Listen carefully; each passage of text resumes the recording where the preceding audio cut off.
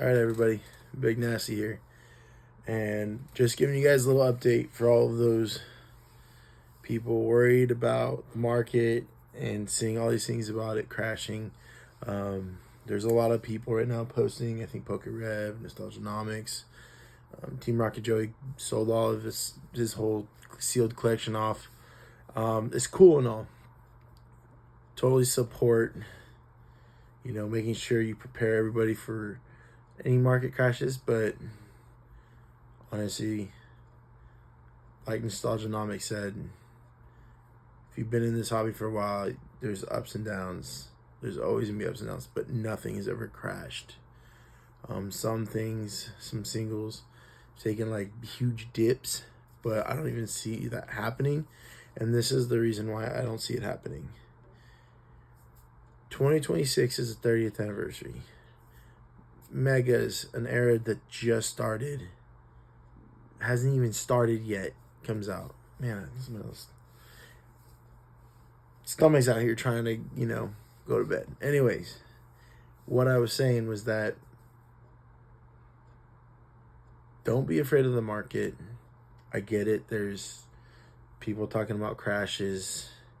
They're looking at the sets like Prismatic that's dropping, Journey Together that's dropping, and the SIRs that are from the Scarlet and Violet era that are kind of on that downward turn. But look at Sword and Shield. The Moonbrown did take a dip, yes. Dramatic dip, not so much. Look at the Altart, just crowing through the roof. Fusion Strike booster boxes, still over 800, north of 800. I see people who got into the Scarlet and Violet era jumping into Pokemon. I see that fear really there because it's very volatile and a lot of it's still in print. All of it's still technically in print to a certain extent. I know there's some sets that are no longer in print, like Paldean Fates. I think that's a set that you should jump on. You should be buying up all the Paldean Fates possible. That's a set I really like, just because I've pulled several Bubble Mews and Carnivores. That's why I like it so much. But that's a good one to go and invest in. Don't be afraid. Don't be afraid of these crashes, unless it's like your actual income. Be very smart and be on top of the markets, and be proactive. I don't know. I have an outcome outside of that, so it's very hard for me to go further than that because this is something I enjoy. This is a passion I have. But back to it. Don't be afraid. The 30th anniversary is in February. That's 6 months away. I see a market maybe going into a downward swing, but maybe for like a month or two. To be honest with you, it's hard because if you think Megas come out in September, and then you have like a Charizard Gengar set coming out, and there's still a potential Emerald set and a Ninja Spinner set and 30th anniversary. It's just too much going on in the next 6 months to really say that the market's gonna crash. With all of the hype and all the people and all the scalpers, everyone awake and around, still buying. I can't even go to local shops and see stuff on the shelves. Like the stores are completely cleared out. So don't feed into like the fear of crashes.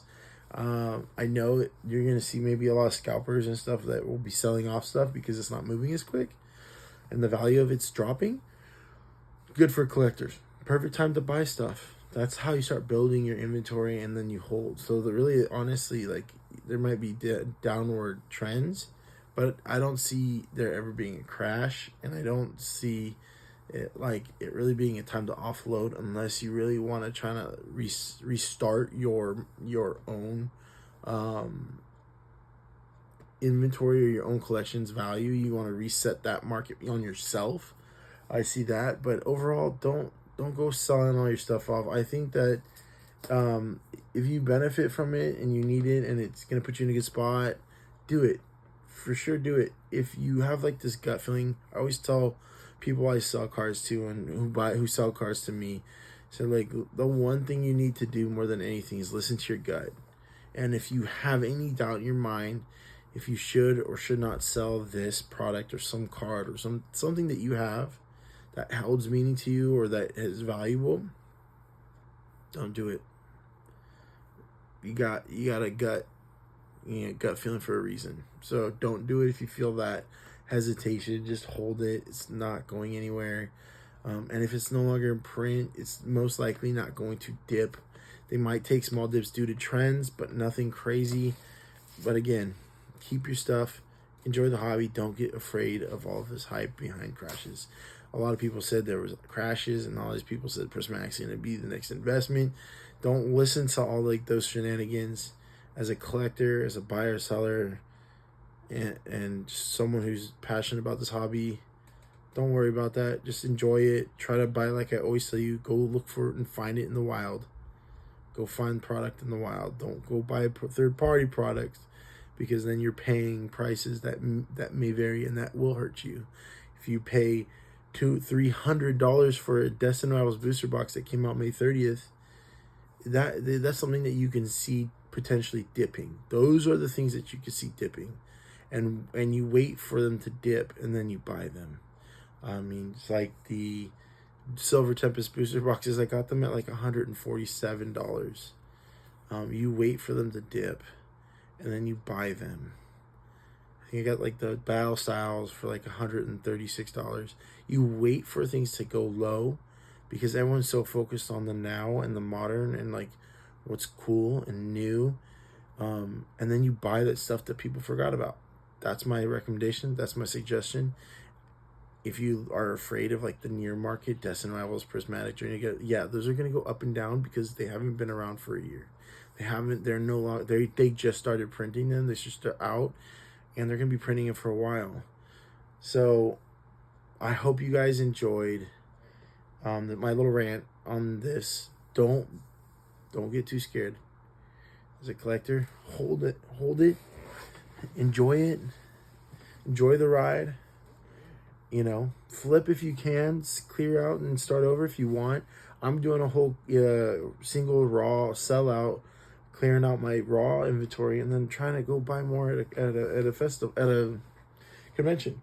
But anyways, if you guys have any questions, shoot a comment in the bottom. I'm always trying to respond. If you're not following me, follow me on Instagram and TikTok. Shoot me a sub here and a like and a comment, and I would be super happy to help you and answer any questions you have. Anyways, let's open this pack and let's see. We got 10 Pearl Forces today.